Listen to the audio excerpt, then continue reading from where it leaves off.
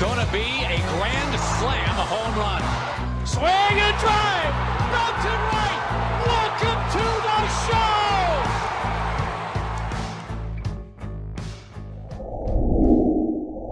show. Part 2 of this top 100 breakdown here on the call up. He's Jack McMullen. I'm RM Layton. We're running through prospects 80 to 61 this time around. Again, if you missed the last episode or whatever you haven't seen on Twitter, we dropped the top 100 list. It's up. It's linked in the episode description. You can go check that out. Jack, we used the same joke last time, but these players are better. And it's going to keep going that way until we're done with the list. So excited to get to now kind of the meat of the list now. We get 80 to 61 and then 3 more episodes and we're talking about Jackson Holiday. That joke's a tired act. We gotta strip it and go to a different one. I agree. Well, we'll come up with something new by the time we get to 60 to 41. But yeah, I mean, well, I don't know if there's much more of an intro. Your boy Lawrence Butler hit a bomb for his first career home run. Absolute moon tank. And we're going to talk about Carson Williams in another episode because of how high we have him ranked. I do want to preface real quick. Trickle-down effect of the Wander Franco situation. Carson Williams gets the bump straight up from high A to triple. I just wanted to start with that. We'll talk more about Carson Williams when we get to, I would assume it'll be the episode after this one or maybe the one after that. I'm not positive. We have him ranked very high. I think he's very good. Obviously, the Rays think he's very good too because they bump him up even though there's some swing and miss concerns. He goes straight up from high A to triple. Real quick, the things I want to hit on as to why he can do that and why the Rays are trying to do this. Yeah. Fantastic defender. Like, I think he could play a big league shortstop right now. Like, he is that comfortable, polished, and good. The approach is actually very solid, where he struggles and he crushes fastballs.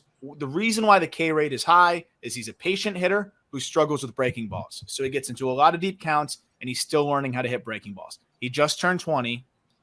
I think he'll get there. He's a very upright hitter, and I kind of see him swinging over a lot of those breaking balls. If he can add a little bit of adjustability there, which I think now he's working with way, but there's a big difference between the high A hitting coaches and the triple A hitting coaches. I can tell you that too. The triple A guys actually make a difference. I think that can help a lot too. Being surrounded by the Jonathan Arandas of the world and, the Austin Shentons and the guys that just have been hitting in the minors for a while. And there's a lot of really good hitters on that team. I think will be good for Carson Williams. I think the K rate will actually stagnate around 30 because I don't think it's going to be too different for him. He might get picked apart a little bit with the breaking balls, but I do think that this ultimately is fine for his development. And he's the kind of guy that can do this.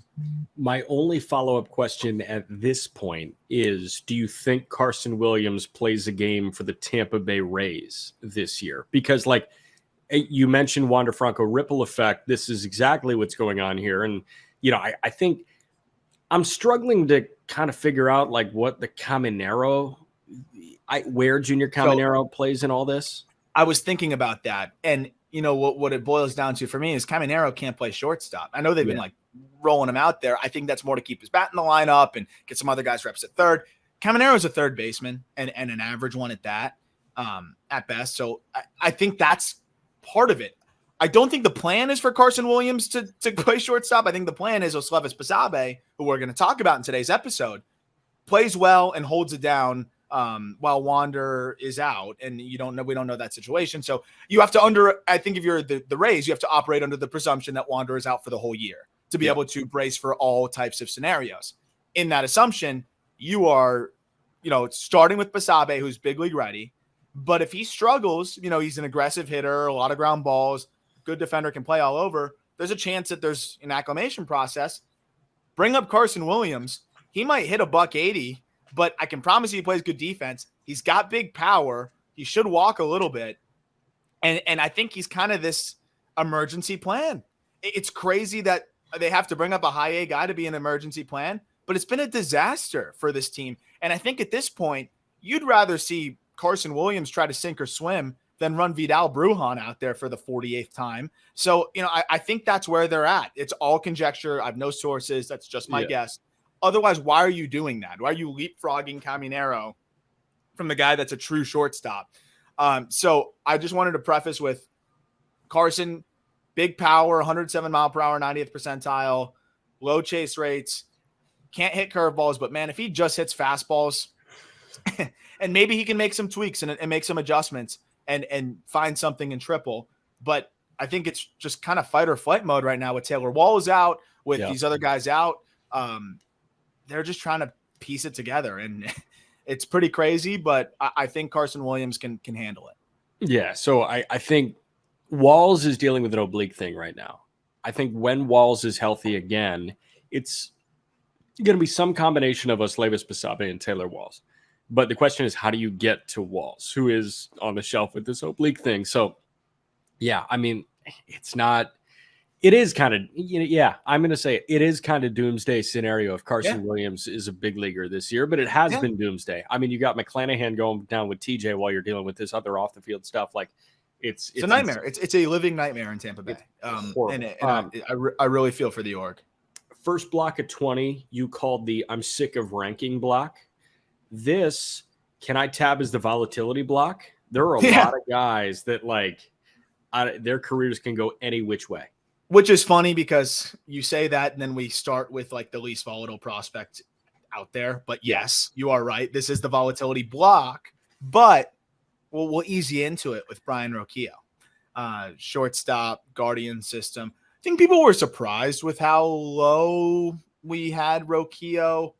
It's really just that I don't know how much there really is to dream on here. And I think he's a good, solid middle infield option, but I don't see the same amount of upside as even in Oslevis Basabe, and I'll make that case when we get to Basabe.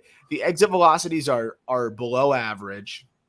The hit tool is comfortably above average, but I don't know if it's quite plus. Like I had 55 present, 60 future because he's young and has a chance to get to 60, but off of contact rates and with what I've seen, there's a chance that it stagnates at 55. If that happens with below average power, he's a good runner and a great defender. I like him.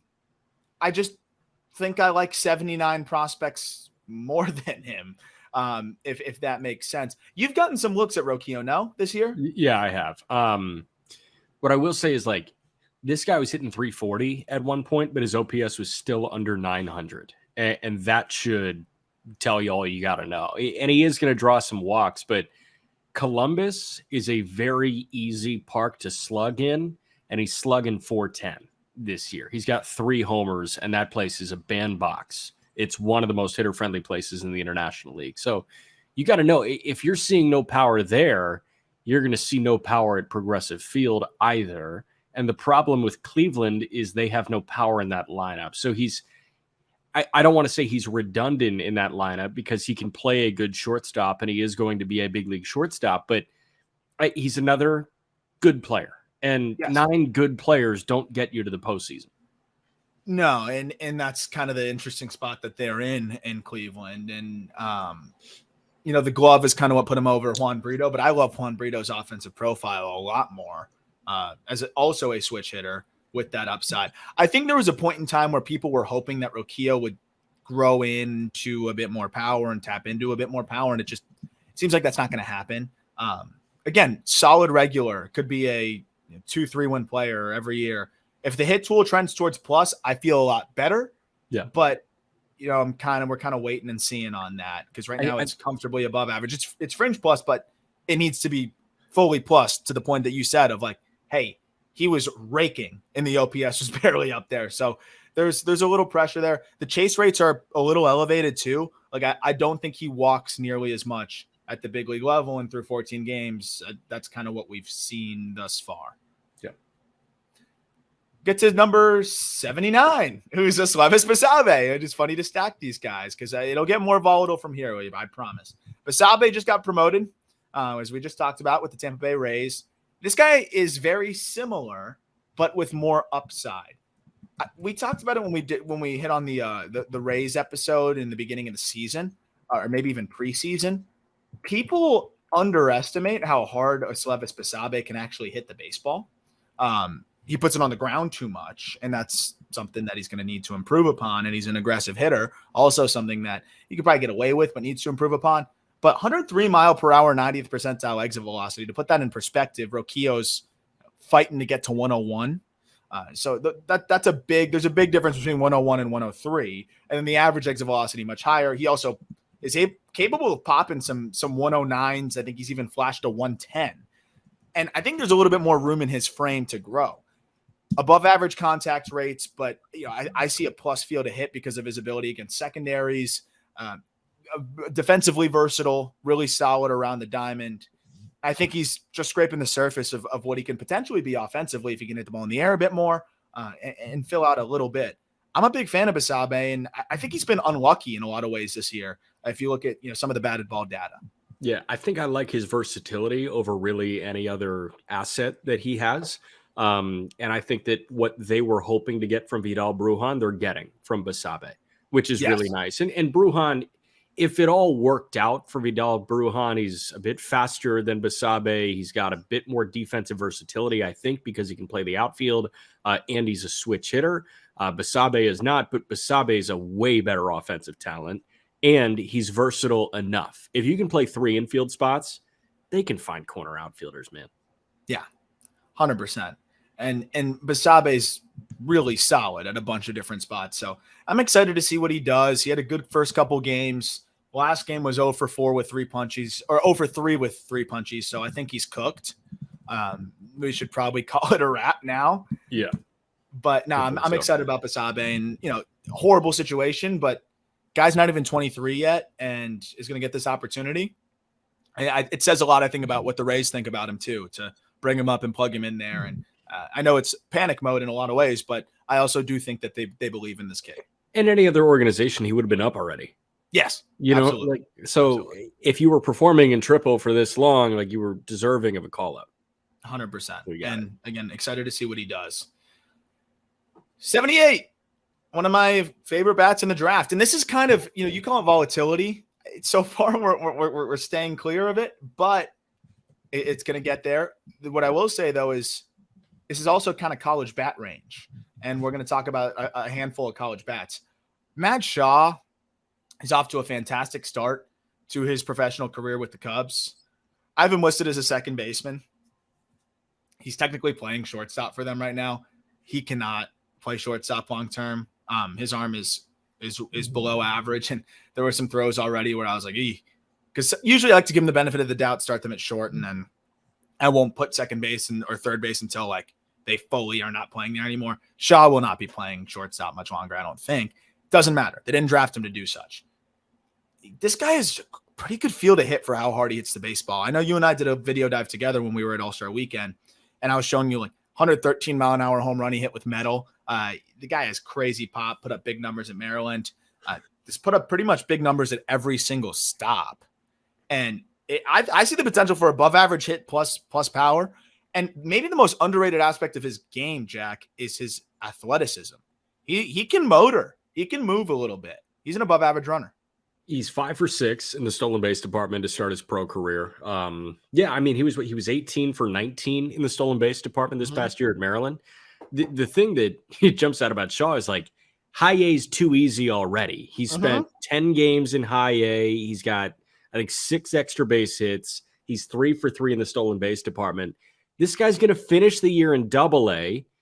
If they love what they see in camp, he could start the year in Triple A. This guy's absolutely one of the candidates to reach the bigs first. Skeens is going to do it, but among position players, you want to talk about Cruz, go ahead. You want to talk about Wyatt Langford, go ahead.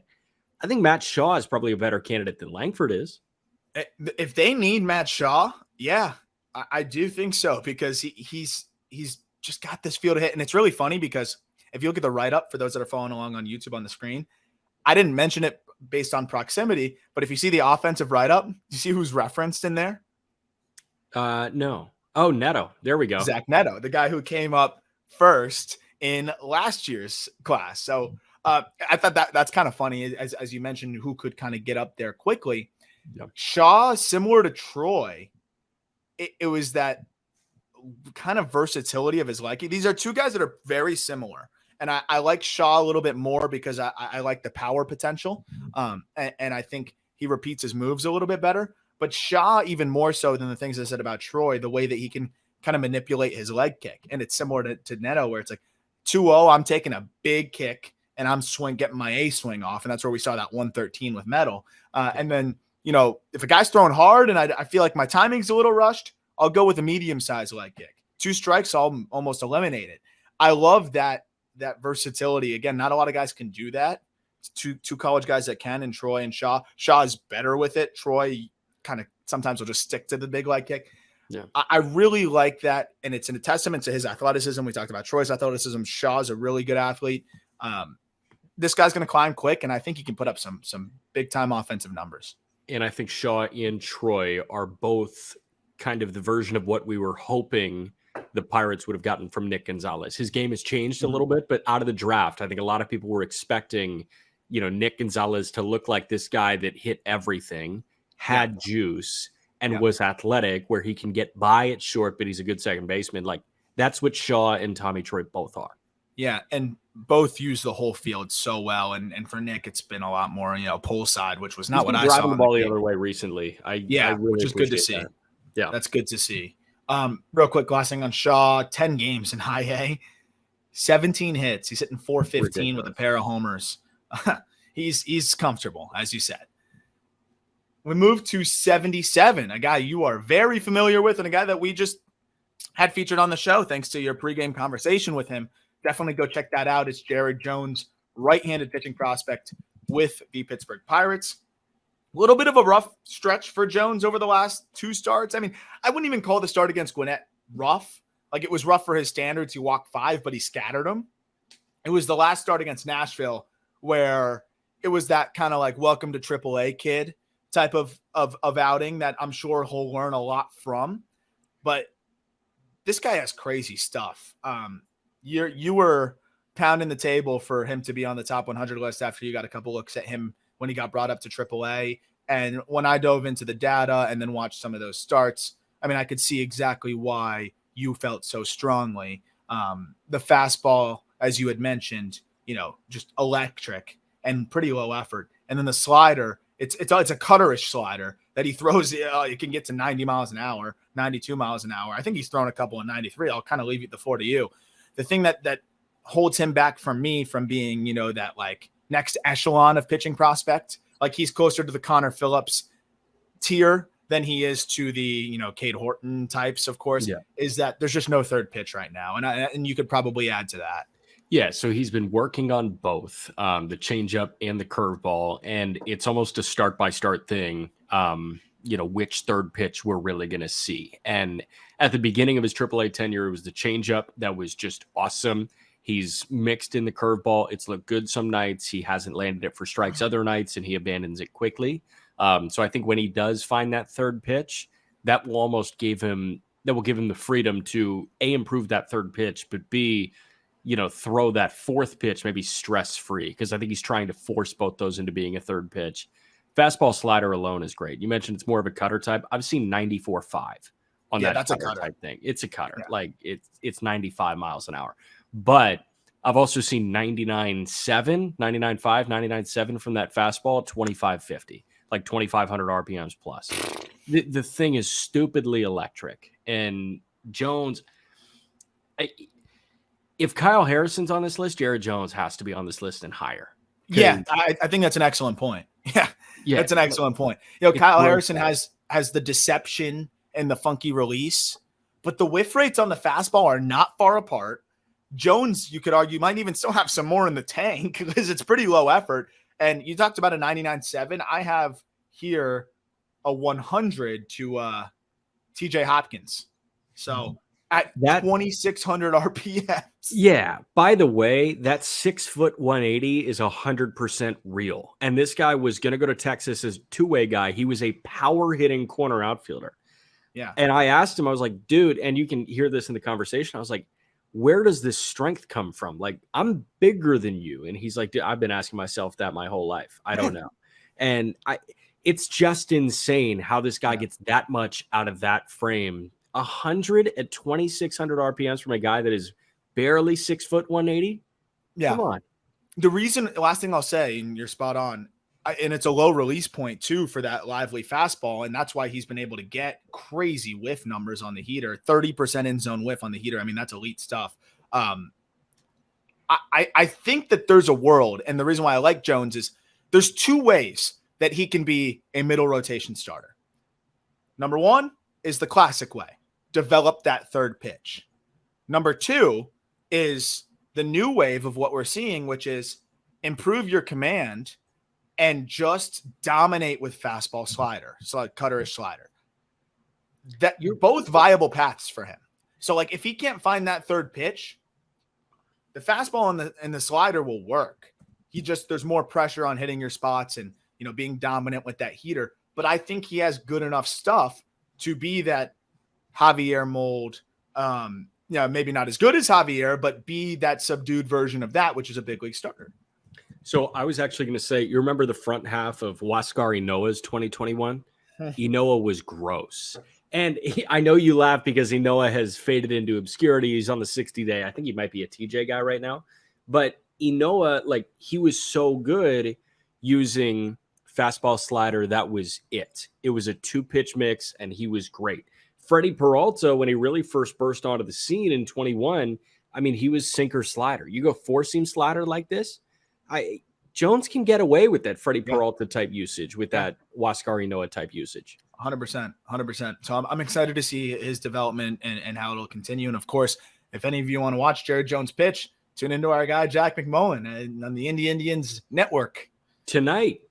Mick Abel, 76. We're probably lower on him than others. He's another one of those, just kind of like Kyle Harrison, high drafted, early success, great stuff, just doesn't budge much on the rankings.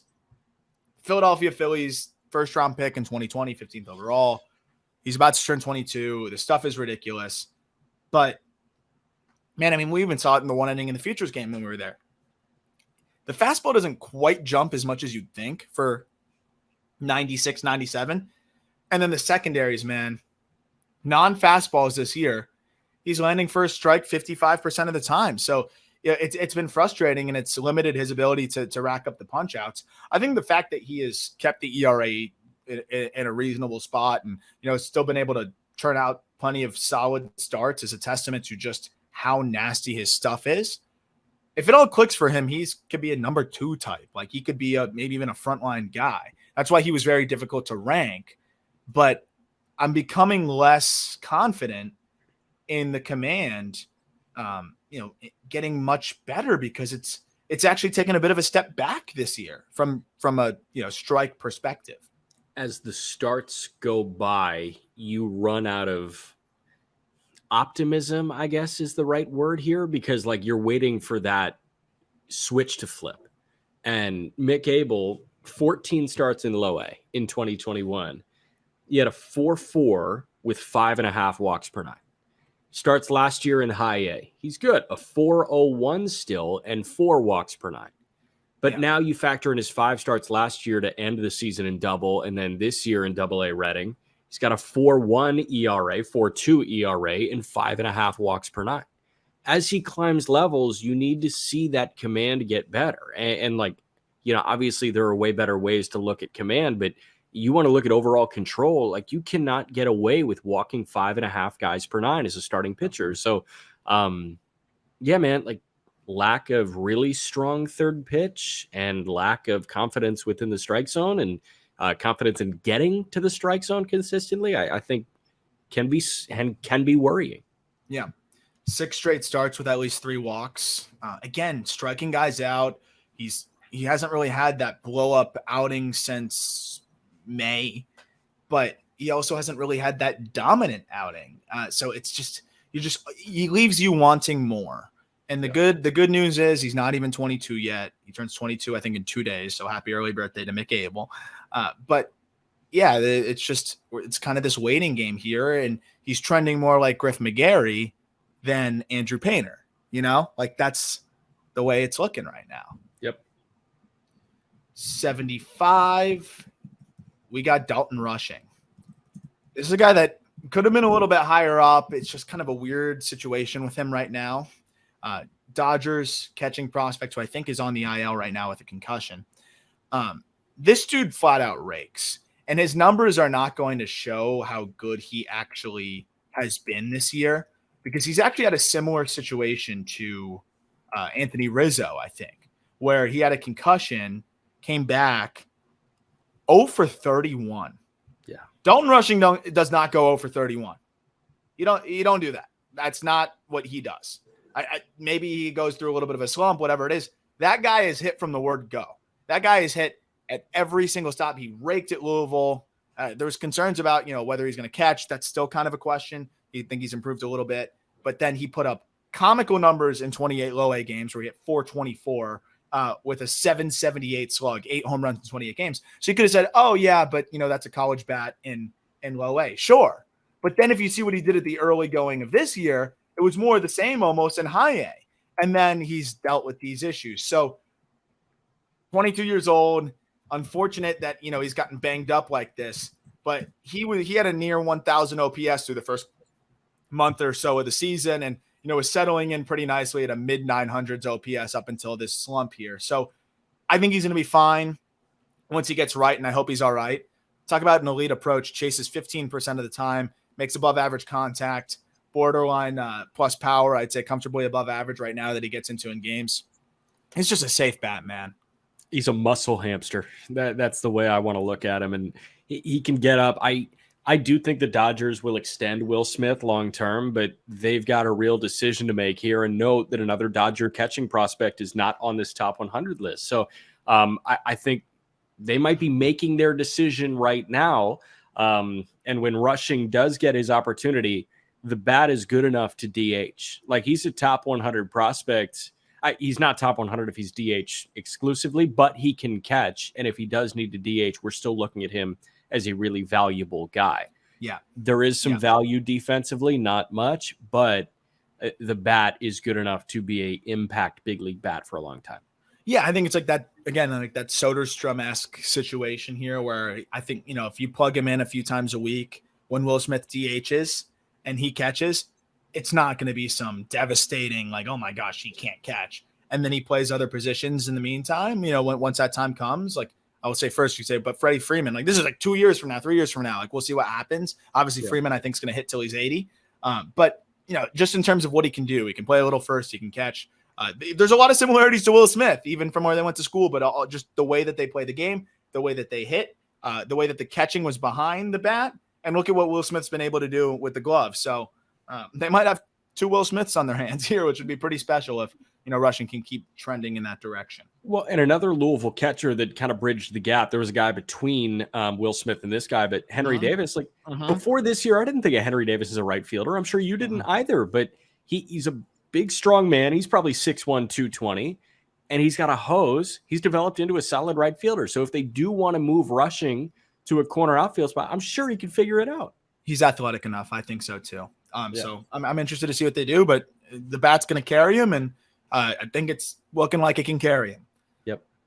We get to 74. Talk about volatile.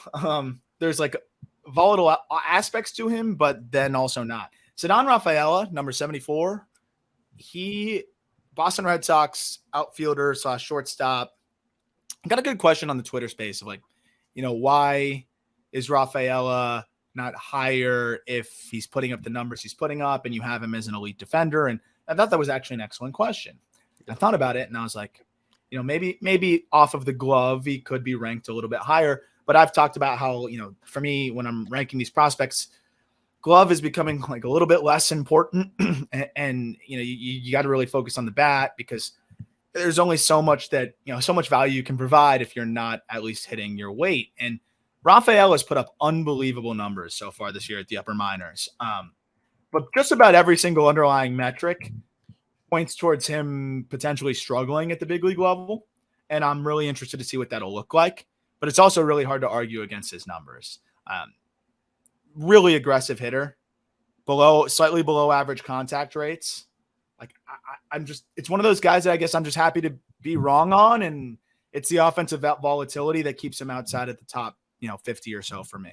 He's never going to walk ever. No.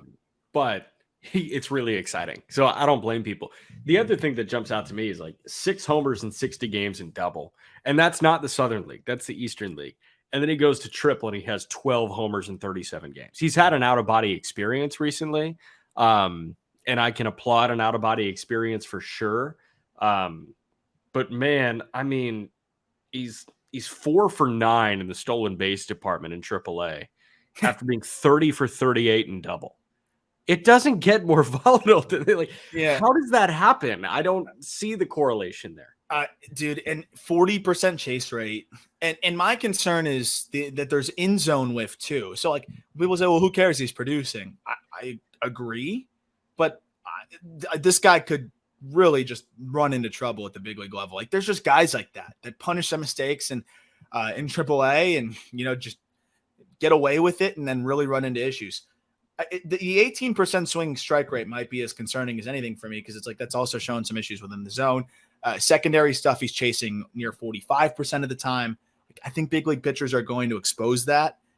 That's my issue. He does a good job of getting into the power in games. 104 mile per hour, 90th percentile is phenomenal for his size. His defense in center field is fantastic. So he's got a really good chance at being like even if the bat doesn't totally come along, being a Kike Hernandez type, and I'm talking about the Kike that was like good defensively at both spots because Rafaela can hold it down at short. His arm's a little weak, but he can hold it down. I just don't know how to feel about the bat. There's just so many red flags with the bat, but again, he's hitting, so he's going to be an interesting one. It's just going to have to be like a wait and see guy. Yep.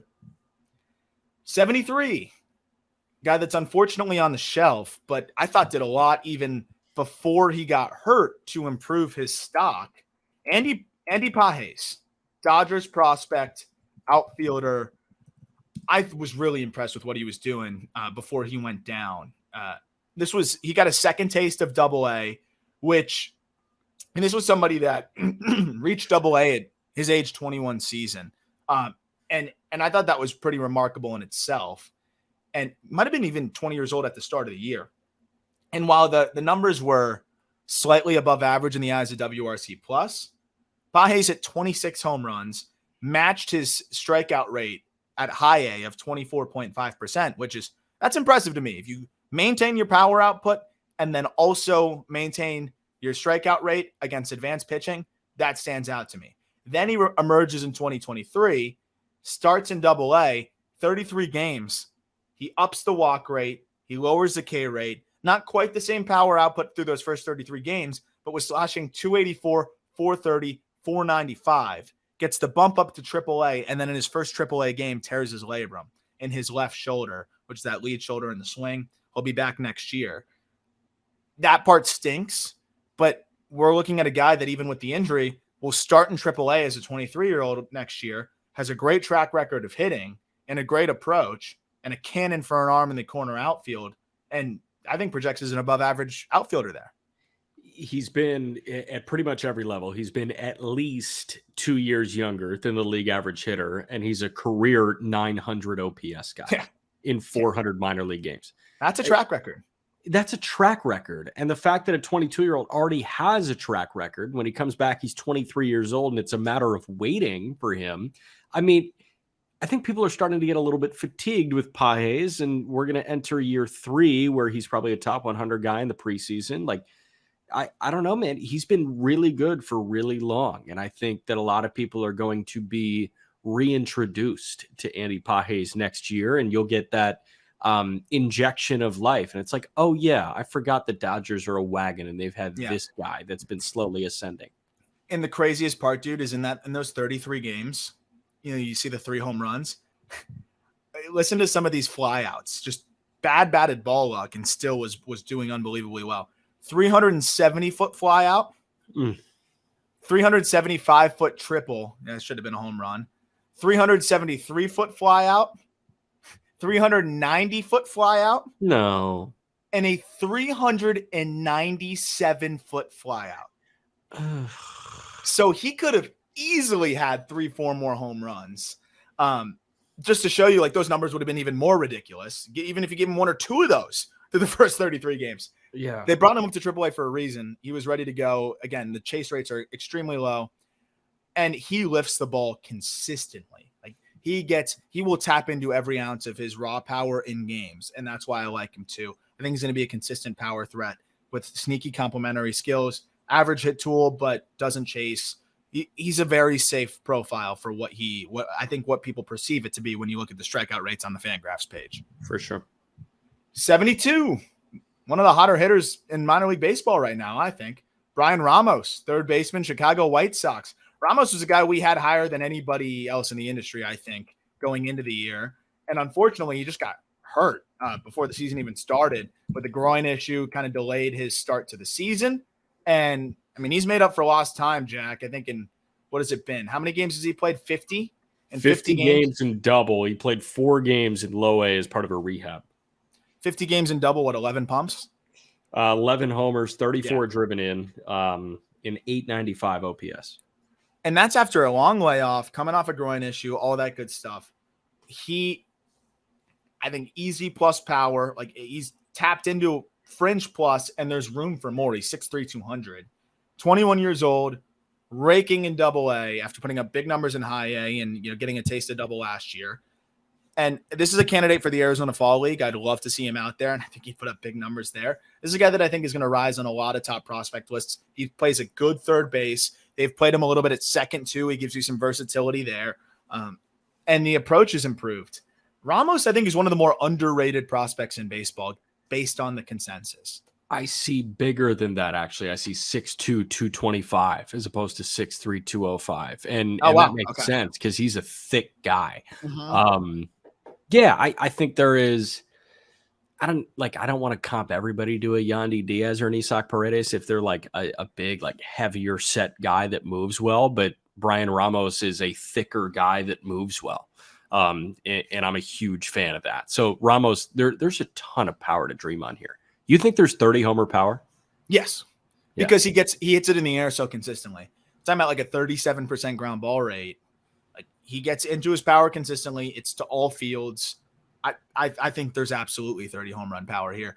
There's a little bit more zone lift than you'd expect when you look at the numbers. So like that's something to monitor. It wasn't as big of an issue last year. I think he was still kind of getting his feet under him and making up for lost time. But even if the hit tool is fringy, I think there's 25, 30 home run power here, no doubt. And again, solid defense at the hot corner with the ability to play second. Yep. Number 71, guy that you saw very recently. We talked about very recently on the podcast with your live look, and a guy I've seen kind of all over. I've seen him in double. I believe I caught him in the fall league, if I remember correctly. And now you saw him in triple. Tyler Black, Milwaukee Brewers prospect. He's just dynamic. He's faster than you'd ever expect, above average field to hit, really good approach, and some sneaky juice. And he's having a fantastic year. Walks and stolen bases. That was the jam in Double-A. Like he walked all the time. He hit 273, but he had an OBP over 410, and he was 47 for 56 in the stolen base department. I think what I was impressed by was this guy, like, he's not built like a base stealer. He's built like a guy that can play a corner infield spot. And like, I don't know, he's got that bat resting on his shoulder and he just kind of hangs out there. He looks like a big, strong man that just so happens to be one of the premier base stealers in minor league baseball. And I always side with those guys. Like it's the one you always took first in dodgeball that it's like, you have no business being as freaky an athlete as you are. Yeah. But you are, and you're going to win us this dodgeball game. That's Tyler Black, I think. He's probably, if you lined up the 10 guys that have 30 or more stolen bases, and you said which guy has 50, I think he's one off from 50 now, right? Is that where he's at? 49 for 58, yeah. I think he'd be the last person selected, to your point. But that's a testament to, one, he's strong, and two, he really moves well. Defensive limitations, which is the irony in the whole thing. They tried him in center. It didn't work. So it's going to be third or first, probably. Maybe he can get acclimated at second base a little bit. But I'd love to see him still in left. I'd want to see them try that. We'll see. He's athletic, so you're hoping that he can figure something out somewhere. But he's walked as much as he struck out this year. again, like 82% zone contact. That's more than fine when you run. And it's gotten better and better as the year's gone on. If you pull from his last 50 games, it's at 86% zone contact. So that trend's closer to that above average hit tool. I think there's chance for plus hit tool because of how simple the setup and swing is, like you said, and the sub 20% chase rate, above average EVs. He's a really fun, well-rounded profile. If he had a good defensive position, he's definitely a top 50 prospect in baseball. Yeah. All right. I'm going to assign you something for the next 10 guys. When we get to a guy that you are going to collect card-wise, you let me know. Okay. I will. I'm ready for that. Not quite this guy yet, though. Number 70, Kevin Alcantara, outfielder, Chicago Cubs system. I mean, he could make you real rich in the card market, but very volatile. He's had a nice year, and he's gotten better and better and better as the year has gone on. Remember, he was traded in that Anthony Rizzo package. Yep. And, I mean, I think for the Yankees, it was like, okay, he's super far away, wide range of outcomes. Let's go get Anthony Rizzo. For the Cubs, it's like, we're getting a 6'6" guy with above average run times. He's produced at the rookie levels. Like, let's sign up for this project. This could be a fun one. And it is a fun project. I think so far, so good. You know, it's a slow burn. It's going to take time. But I think you have to be encouraged overall with what you've seen if you're a Cubs fan. But at the same time, I'm wondering what it's all going to look like. And when it's all going to fully come together. He's been productive. But for a guy with a 90th percentile exit velocity of 107 miles an hour, you'd expect more home run output. You'd expect a sub 50% ground ball rate. And I do wonder if like he's just going to be too long to be able to control his levers to generate that leverage and, you know, produce more fly balls and consistent power. The chase rate's high. There's a little bit in zone whiff. There's a lot of red flags here, but he's remained relatively productive. He's a center fielder, looks comfortable there, who's flashed plus to plus power potential. This is the volatility part here, right? Yeah. So this is actually somebody that if I could sit down and pepper a Cubs director of player development with questions, like this is one of the guys on the top 100 that I'm like, if I had to choose 5 on this list where I could just ask their GM or their farm director like a billion questions about them, I think Kevin Alcantara is one of them. Because I have no idea how to look at Kevin Alcantara. Because, you know, you look at the numbers, you watch the video, it's okay. I just need to know like what it's like, I don't know, kind of seeing his game transform, because this game is so malleable. It's so green. And I think that it's changing all the time. That's my take on Kevin Alcantara. 100%. And the one encouraging thing I think is that, you know, he's walking much more over his last 30 games, 14% walk rate, slightly cutting down the chase rate. But I'd almost rather him strike out 30% of the time and hit more bombs. Yeah. Because like, I don't like watching this guy kind of fight for the average hit tool and then not hit homers. Right. Like it's there. The power's there, but it's not there enough. The hit tool's there, but it's not there enough right now. He's hitting like 270. It's choose one. Either hit 30 because you can or hit 300 because you can. But he's doing a little bit of both, and he's not there in either. And it's a work in progress. He just turned 21. It's a project. Yeah. And, you know, it's just kind of a wait and see game. This guy has the upside to be one of the best prospects in baseball and also has the capability of falling off the prospect list by the midseason. So, like, there's a lot of variance here. Yeah. Next up, number 69, Edgar Cairo, Chicago White Sox catching prospect, was traded in that Lucas Giolito deal. Mm-hmm. I think people have been way too harsh on Edgar Cairo. I really do. This guy skipped high A and went straight into Lab Rat League, Southern League. By the way, he homered twice yesterday. Yeah. Starting to settle into Birmingham. Like, what were we expecting? This is another one of those examples, Jack. We're just penalizing a guy for being challenged extremely hard. Like, this is somebody that fully lit up low A as a 18, 19-year-old. Yeah. And then enters, skips high A, goes to double as a 19, now 20-year-old, and puts up the definition of league average numbers as a switch hitting catcher. And we're like, what the hell? What? I just don't understand that psychology. I think this is a really well-rounded player who has made strides defensively. Projects as a plus hitter from both sides of the plate. And I still believe that there's average power here, as we just saw him hit 2 home runs the other day. I don't know. Do you think I'm being more bullish? Do you think where are you at on the, kind of Edgar Cairo perspective? Because I just see so many people already like jumping off the train. Yeah, I think if you ride the highs and get off on the lows, you're back on now because of that multi-homer day. And this guy has 17 hits and 16 ribbies in his first 13 games in Birmingham. The thing that gets me like really going is he walked more than he struck out as a 19, 20-year-old in double. Yeah. Like, come on, man. He's got a 750 OPS this year as a 20-year-old in double A, 19, 20-year-old in double A. Catcher. Like, there's no point in jumping off this bandwagon because he's so young. He's at such a high level for his age. He should have spent this entire year in high A. He didn't. He's figured it out in double A, much like Choreo. And we're not going to talk about Choreo for another couple episodes because he's figured it out even more so. But, dude, like, I don't think you're being bullish. I don't think it's fair for people to have chalked him up as a loss because he was a league average hitter as the youngest guy at the level. And I don't like collecting catchers, man, but this might be because I bet the prices are super cheap. This might be a guy that I would like consider. This might be the entry point for a card here because even if he's not, I don't know if he's going to be a superstar or anything like that.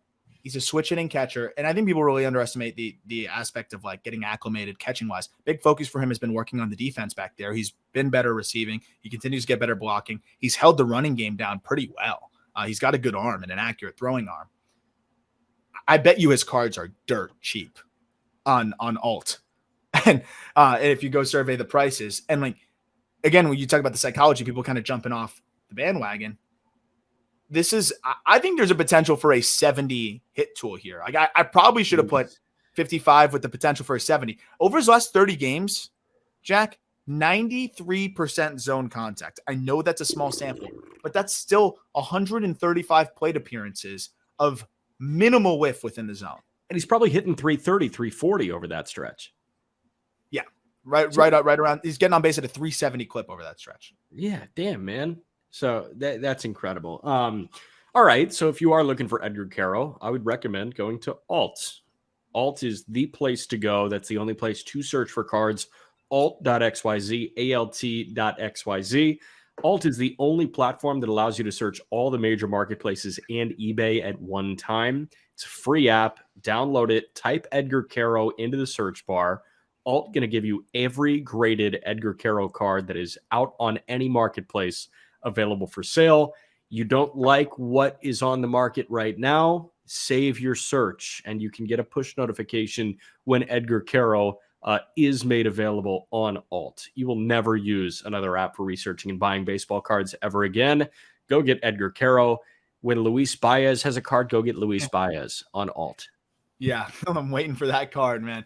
And it is cool. I always say like the notification feature might be the best, and just being able to kind of also just get an understanding of what you have is worth, and they have a pricing tool so that where the market's trending as well, which is pretty cool. And I know that they've put a lot into that pricing tool also. So click that link in the episode description.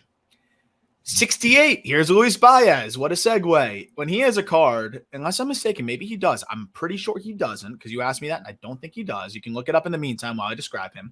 Houston Astros prospect. I mean, there's a reason why the other guys were moved and he wasn't at the deadline. I really think with the way the Mets were approaching things, I think they would have loved Luis Baez in a deal. The Astros keep Baez. He's a $1.3 million international free agent in 2022. And, man, he's been putting up really good numbers. He's big, 6'3", 190 plus pounds. And I love the swing. It's really advanced for his age. There's plus power potential here. And you kind of combine the above average hit tool potential, plus power, already a decent approach. And you can see why the Astros are very excited about Luis Baez. So Luis Baez, there is a card available for sale on eBay. It's $8, and it is the Lansing Lugnuts assistant hitting coach, Luis Baez. So that is not the same Luis Baez. He does not have any cards. No. Okay. I'm waiting. But I have next to nothing on Luis Baez. But what I will tell you is with how high you are on him and just looking at what this guy has done as a 19-year-old getting off the complex is insane. 113 mile per hour max exit velocity as a 19-year-old, 90th percentile of 106. Talk about big juice. And then he's making contact at a really strong rate. I mean, his overall contact rate is 73%. That's right about average. And then zone contact of 84. That's above average. So as his approach continues to get stronger and as he gets a little bit better with recognizing breaking balls, that's been a little bit of an issue for him in low A. Oh no, he just left the complex. This guy could be a really special talent. 67. And you can see the Giphy Cat link not working. I got to go remove that. Unfortunately, that didn't work for our top 100. I was hoping to embed videos. Big leaguer time. Probably graduated pretty much just by now, but I wasn't going to remove him like the day before we published the list and have to do another write-up. So Christian Incarnacion Strand, first baseman, Cincinnati Reds.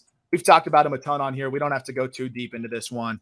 I think he showed a lot of good things already at the big league level, but I thought going into this year, he was right on the outside looking into the top 100 list. And then the improvements that we saw at the AAA level really sold me that this is going to be a good big league bat once he settles in 100%. He's still settling in at the big league level, but up the walk rate, cut down the K rate, approach looked better. Power was silly in AAA, 20 homers in 67 games.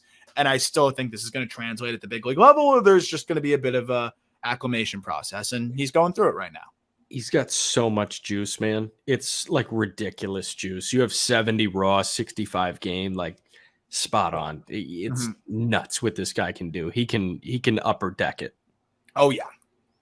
I think he already has. I think one of his first home runs was just an absolute tank job. And you look at some of the balls that he's hit this year. It's been fun to see. He hit one in triple off of Drew Parrish. I mean, it went over like 450. I know last year, I think he had 12 home runs or 13 home runs over 420 feet. Like there's some majestic stuff out there. Bat to ball skills are not that bad. He hits the ball in the air consistently. This guy's a threat to, he's perfect for Great American Ballpark. It's just the approach continuing to get better and better. He showed the ability to do so in AAA. Now can you do it again at the big league level and continue to cut down on that chase? I think he can. I think he's their future at first base. Yep. Number 66. Talk about a guy that just gives me a headache ranking. Another guy that I'm just kind of tired of ranking. And also I feel like no matter where I rank him, similar to Noelvi Marte, it's wrong. Yeah. Wrong. I'll be wrong no matter what. It's either too high. No matter what I do, it's wrong. Luciano, yes, prospect fatigue is part of it, but I don't think this is the same kind of like Jason Dominguez prospect fatigue because a lot of the concerns and the reasons why he stalled out are reasons why he's not in the top 50. Injuries, swing and miss, trouble with secondary stuff. He's improved the defense a lot, which is, I think, improved his outlook. Like I at one point thought he might move to third. Now I think he can play an everyday shortstop at a solid level. The approach has gotten a lot better. Running a 22% chase rate is very solid. I just would like to see him get into his power a little bit more consistently in games. We know he hits the ball hard, like really, really hard.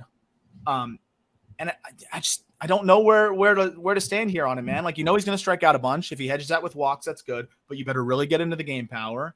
And he's hitting home runs, but it's not like really getting into the game power. I'm, without anything, any major signs of life by the end of this year, if he doesn't graduate, like, he's just going to kind of start sinking towards the back of the list. Cause it's like, how much longer can we hold out and dream on something here? I know he's just 22, but what's in there at this point? Yeah. My thing here is like, where's the spot that he has dominated? I'm just not like the complex in 19. The 118 mile an hour home run off of Ryan Rollison in like 2020. Yeah. Remember that? That was what? Was that 19 at the complex? Yes. Yeah. So everybody latched on. He was like consensus top 100 during COVID, right? There was a point, I think, at the back end, like going out of COVID, where he was like consensus top 30, I think. And that's as an 18-year-old. So he was really good 70 games in low A when he was 19 in 2021. And since then, it's always been a 700 or 800 OPS. Like it's always been, decent power numbers, decent bat to ball numbers. Like, I don't know. He just hasn't exploded anywhere. And I'm waiting for him to explode again. I'm waiting to see that top prospect in baseball type pedigree that he had when he was 17 years old. Yeah. And you think that would happen in the PCL. And it just hasn't. No. So that's just kind of where we're at here. And maybe it happens a little bit later. Maybe something clicks for him next year in the PCL, but it's a weird, he's in a weird spot. And the exit velocities are insane. 90th percentile of 109. It's like, it doesn't, at what point do we just like stop looking at the EVs when, it's not turning into that much game power at this point? And I think we might be at that point. 11 home runs in 56 games was pretty strong in double. Yeah. But he also hit 228 and struck out 30% of the time. And so he could have sold out for it a little bit. Yeah. So it's a tough spot. But again, if it all clicks for him and he goes nuclear, like I also wouldn't be surprised. So it's frustrating. It's a unique spot here. And you got to start wondering, like, how much are the Giants developing these guys? You're seeing him stall out. You're seeing Kyle Harrison stall out. I know we did a whole episode on this not long ago. Ramos was the king of the stall out. And he's really stalled out. He had a little bit of a flash the other day, I think. But like, Will Bednar fell off a cliff and disappeared. Like, I am wondering kind of at what point do we look at this Giants development system and say, what's going on here? No, and there was so much twitchy athleticism there with Hunter Bishop, and Bishop, like, that just hasn't worked at all. Hasn't done anything. I mean, yeah, like there's a lot. And the reason I have so much faith in Wisenhunt is because that guy was already a finished product. That guy, you drafted a guy with a plus changeup and a good fastball from the left side. Just don't touch him, and they're not going to touch him. But like Wade Meckler, dude, like Meckler's the one they have to show for the last couple of years. Yeah, who's the dude that they drafted from Fordham, a left-handed pitcher? Oh man, you know what I'm thinking. I know exactly who you're talking about. But the fact that we can't even remember his name off the dome, like, shows you where he's gone.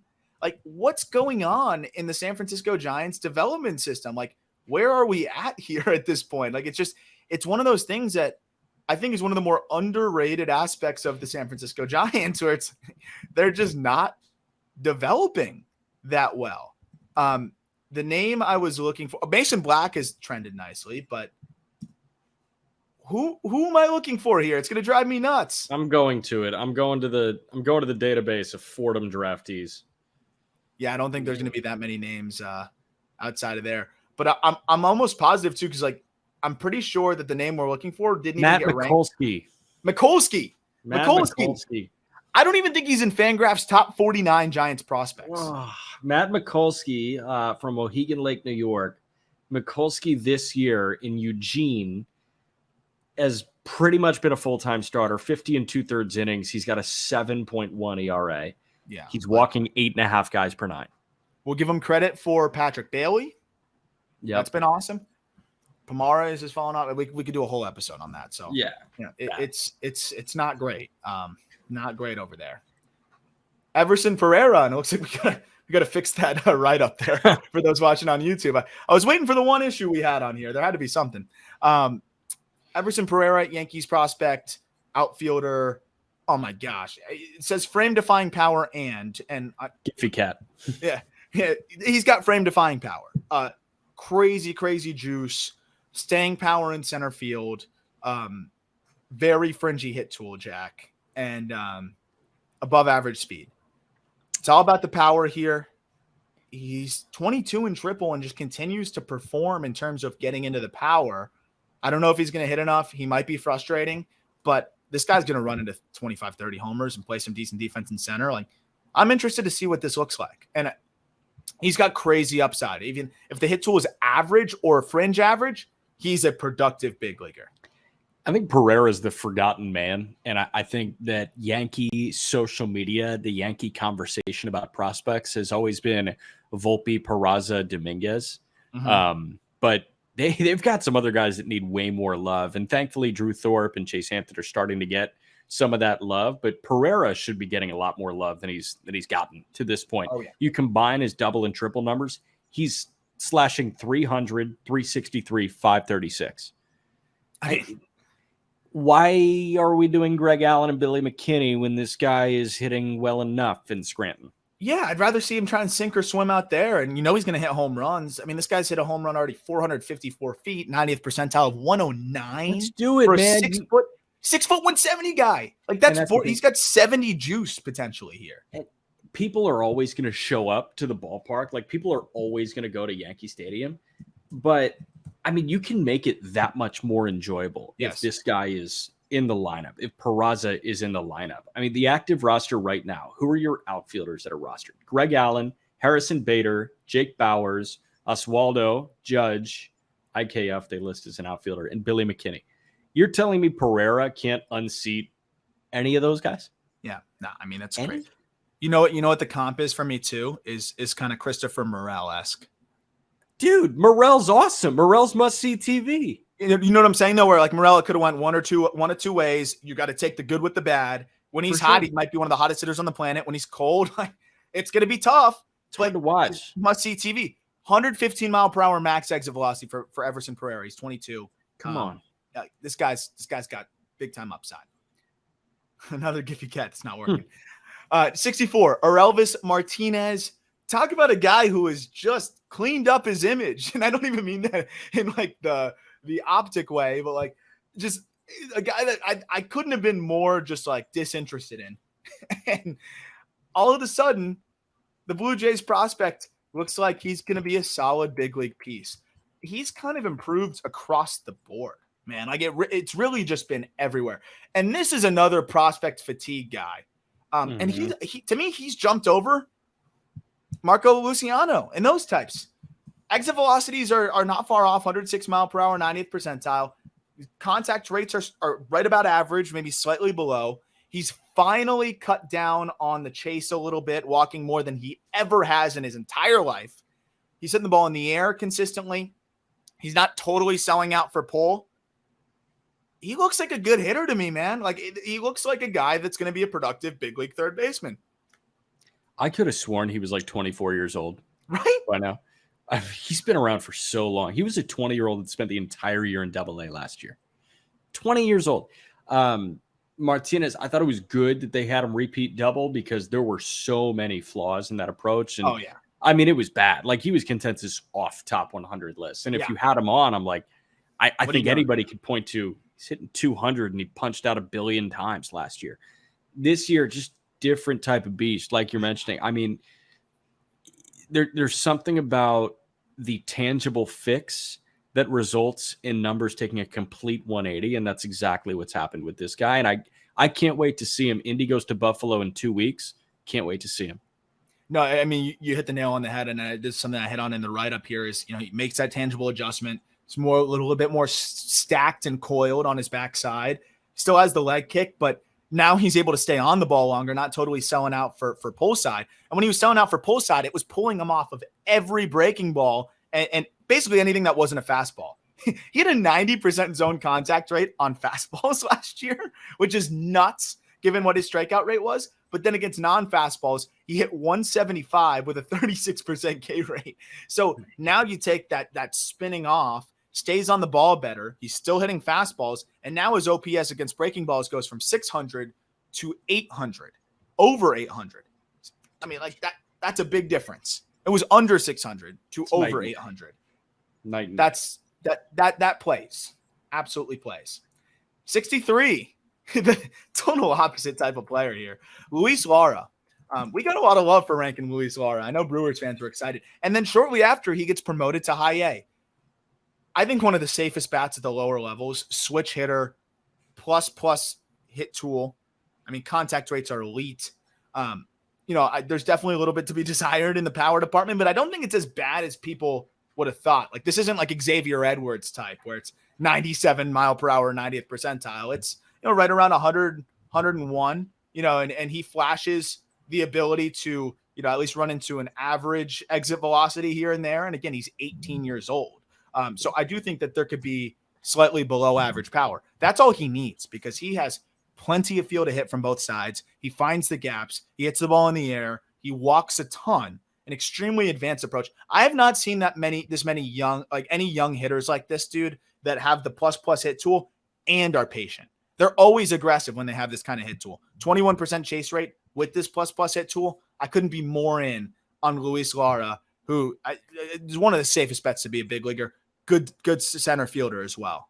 Did you see what he did in his high A debut? No. At 18 years old in his high A debut, 1 for 3 with a walk and stole 2 bases. Yeah.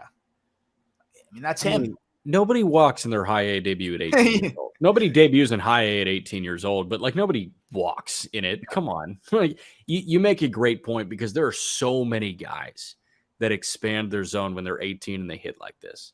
If you're not going to strike out, you're going to slap everything all around the ballpark. And the fact that he just put up a 380 OBP in low A as an 18-year-old, come on, man.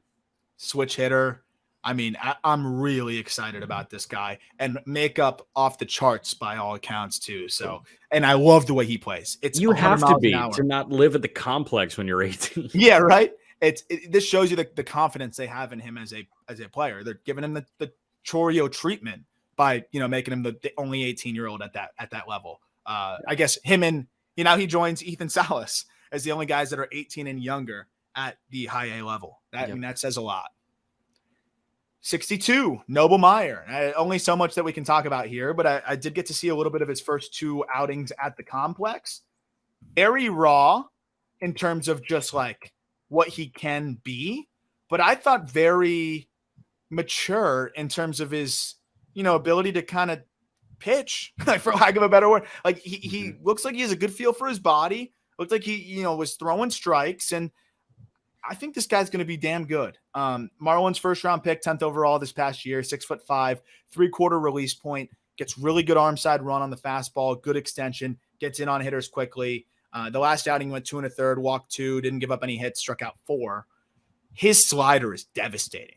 It is just from that 3/4 release point, man. It looks like it's sweeping across the entire, not even the home plate, like both batters' boxes. And then you get the fastball running the other way. The big thing that can put him over the top here is that feel for the changeup. Well, good news. He's in the good organization for the changeup. Yes, 100%.